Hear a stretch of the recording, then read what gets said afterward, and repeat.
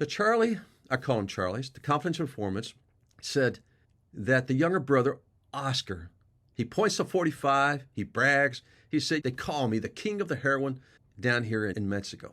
I take care of the heroin. My brother, Olegario, he's the one they call the king of cocaine. Quote, this was an interesting book, easy to read with the dangers of drugs and the investigation.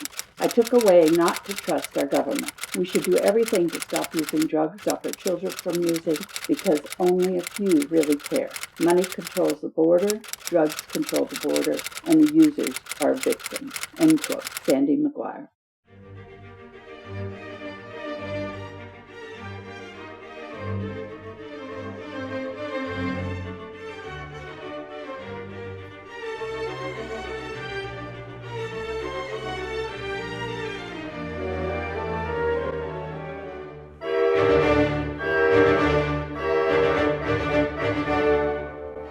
Evil men don't understand justice. That's the focus of this podcast series.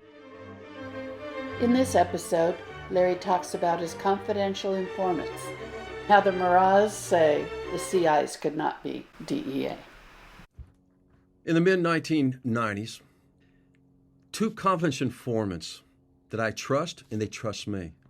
It took me quite a while to develop these guys because I had to get into this organization. I had to target these brothers. You've got to go to the top.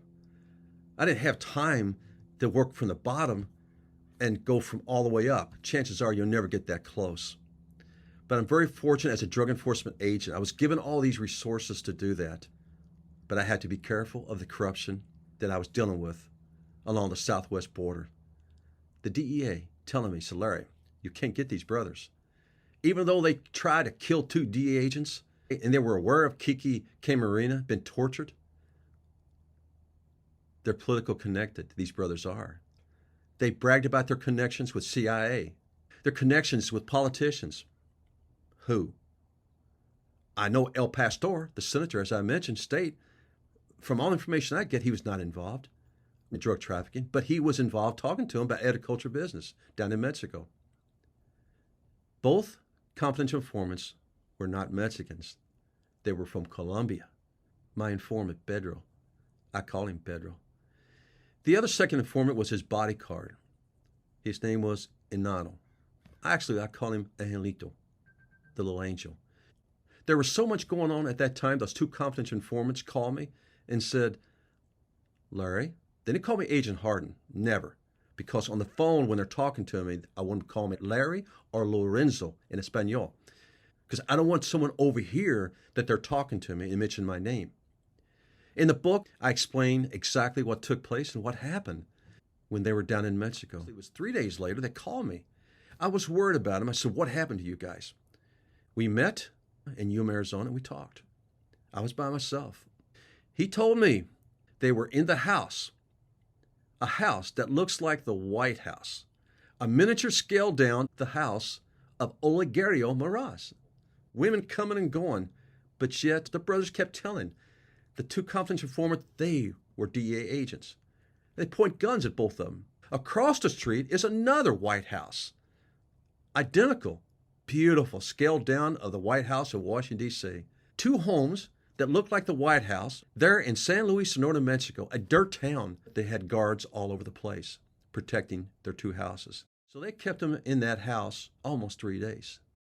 Olegario points a gun at both of them and said, we know you both are not DEA agents because you can't have sex with young girls.